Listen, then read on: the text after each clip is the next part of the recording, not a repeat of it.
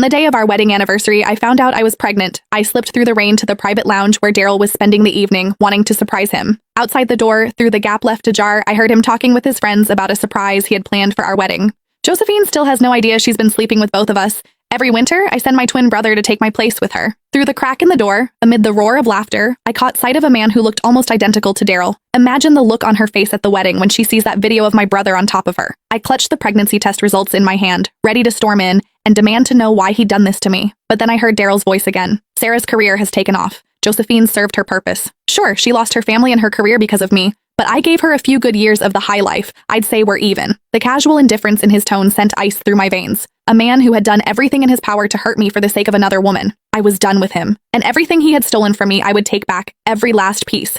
Inside the private lounge, the men kept egging each other on. Come on, Daryl, you've lost 3 rounds of dice in a row. You owe us something juicy. What's this big surprise you've got planned for Josephine at next week's makeup wedding? I stood outside the door, heart brimming with sweetness. 3 years since we'd signed the marriage certificate, and Daryl had been so consumed by work that the wedding kept getting pushed back. Now I was going to bring our baby along and finally make it complete.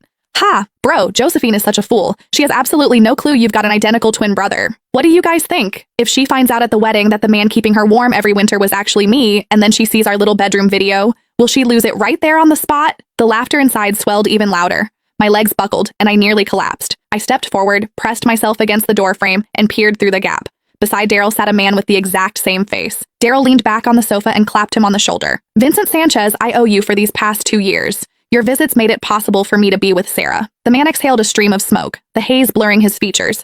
I don't get it, bro. Sarah was your college crush, so why'd you marry Josephine? Even in bed, she's boring as hell. I'm so sick of her. The men who usually greeted me with fawning smiles and called me Mrs. Sanchez were now leering and cracking vulgar jokes. I stood frozen, struck as if by lightning, unable to move, but the fury inside me burned hotter with every second. I drew a deep breath, gripped the door handle, and steeled myself to charge in and confront Daryl.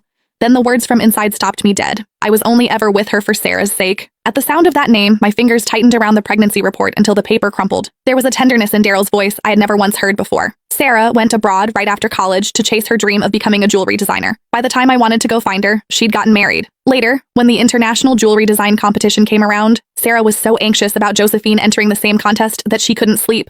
It broke my heart. I knew I had to help her. Gasps of admiration erupted around the room, everyone praising his devotion. I stood outside the door, and the memory of that accident years ago crashed over me. Cold sweat soaked through the back of my dress. The man on the sofa wore an expression of pride and tender indulgence. None of you would ever guess. I personally planned Josephine's car accident, so she'd miss the competition. Sarah sailed to victory using the designs I gave her. Josephine's so stupid. She even saw the winning piece afterward and said it looked familiar, but she never figured out I'd stolen her work.